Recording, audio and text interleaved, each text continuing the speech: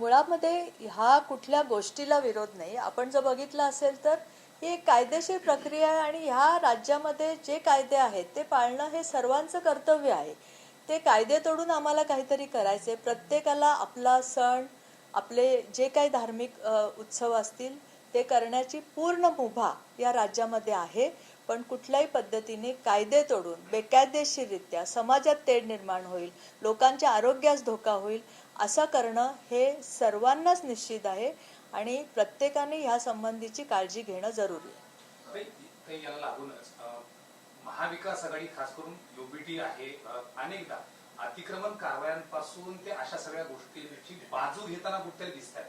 मग जाणीवपूर्वक भाजपचं सरकार असल्यानं आणि फक्त हिंदुत्व हा मुद्दा रेटायचा असल्या कारणानं होणाऱ्या अतिक्रमण कारवाईवर प्रश्नचिन्ह आता बकरीदच्या निमित्ताने सगळ्या तर तुमच्या एकंदरीत भूमिकेवर सरकार म्हणूनच भूमिकेवर महाविकास आघाडी खास करून उद्धव ठाकरे संशय घेताना दिसत आहेत. कसं उत्तर आहे? मला असं वाटतं की देवाभाऊंच्या सरकारमध्ये जे पण होतंय त्याच्या विरुद्ध बोलणं एवढंच मला विरोधी पक्षाचं काम सध्या दिसतंय. जे कोणी पण असेल, उभाटाचे लोक असतील, हे असेल, त्यांनी एक विचार केला पाहिजे की ज्या पद्धतीने या शहरामध्ये अनाधिकृत बांधकामं होत आहेत, अतिक्रमणं होत आहेत, मोठ्या मोठ्या झोपडपट्ट्या वसल्या जात आहेत, बाहेरनं येणारे लोक त्या वस्त्यामध्ये येतात, ह्याचा ताण हा सगळ्यांवरच येतोय, ह्याचा ताण हा शहरावर येतोय. त्या दृष्टीने सरकारला मदत करणं, सरकारच्या भूमिकेचं समर्थन करण्याचं सोडून प्रत्येक गोष्टीत सरकारला विरोध करणं म्हणजे विरोधक म्हणत नाहीत, हे माझं स्पष्ट मत आहे.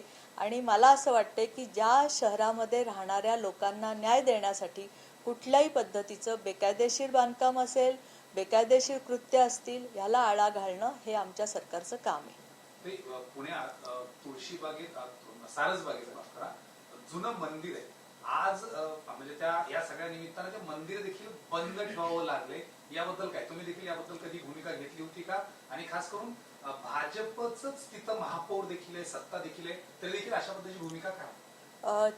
पुण्यातलं सारसबाग हे अति प्राचीन गणपतीचं मंदिर आहे आणि मागच्या वर्षी त्या मंदिराच्या सभोवताली जी बाग आहे, ज्याला आपण सारसबाग म्हणतो, तो सारसबागचा गणपती आहे, ते पार्क नाहीये. त्या बागेमध्ये मागच्या वेळेस पूर्णपणे ईद मनवली गेली, मटण मच्छी खाल्ली गेली. त्यामुळे ह्या वर्षी पोलीस प्रशासनाला आणि महानगरपालिकेने अशी एक ऑर्डर काढली की ह्या वर्षी ते मंदिराचा परिसर हा बंद राहील, तिथे ईद मनवण्यास मज्जाव राहील.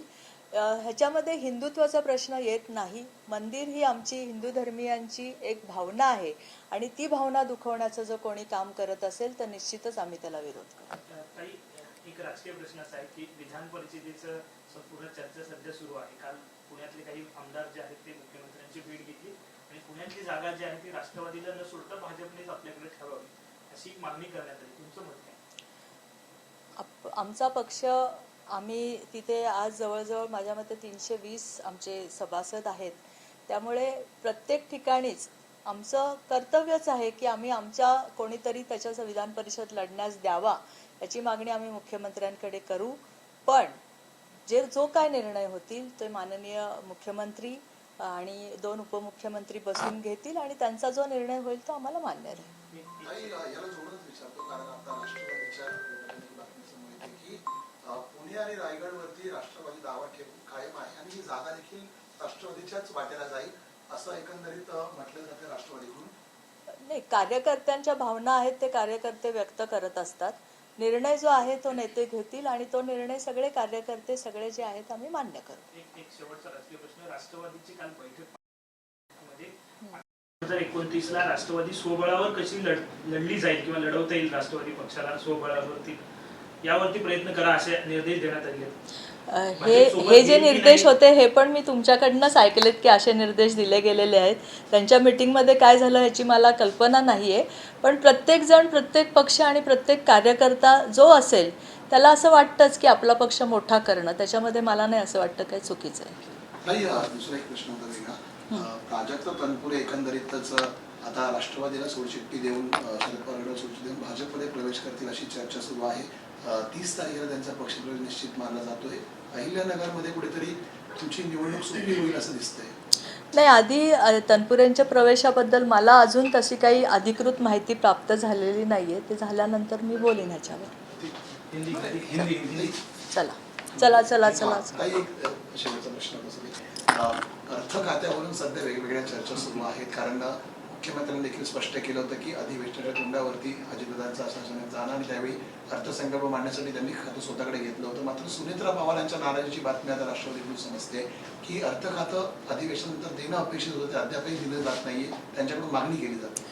तुमच्याकडे याची काय माहिती आहे मला माहिती नाही, पण 100% मला खात्री आहे की ज्या वेळेस अर्थ खातं देवेंजींनी स्वतःकडे ठेवलं की बजेटचं सत्र होतं आणि त्या ह्याच्यामध्ये ते मुश्किल होतं देणं आणि त्यावेळेसच त्यांनी सांगितले की आम्ही परत अर्थ खातं देऊ.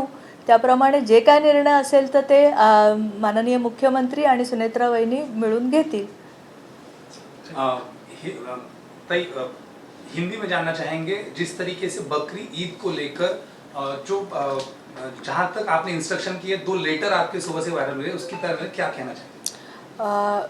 मैंने पुणे पुलिस कमिश्नर को एक लेटर दिया है और अपने महासंचालक जो महाराष्ट्र के हैं उनको एक लेटर दिया था कि जो भी अभी बकरीद आने वाली है उसमें सार्वजनिक जगह पे सोसाइटी की जगह पे जो ये उनका कत्ल किया जाता है पशुओं का वो बेकायदेशीर है, वो करना नहीं चाहिए, उसके लिए परमिशन लेने की ज़रूरत है.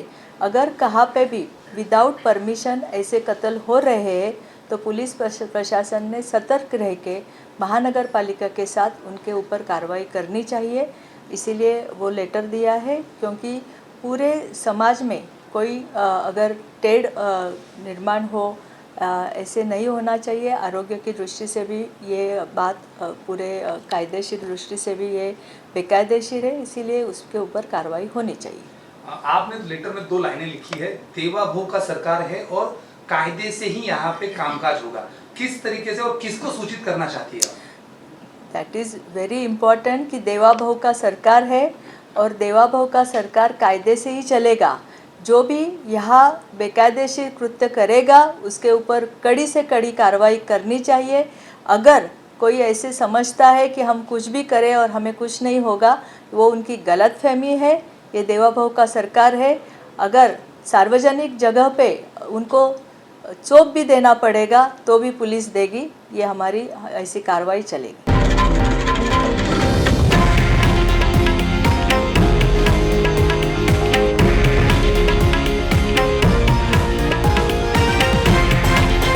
हे आहे देशातील नंबर 1 न्यूज नेटवर्क आणि आपण पाहत आहात TV9 मराठी, एकमेव.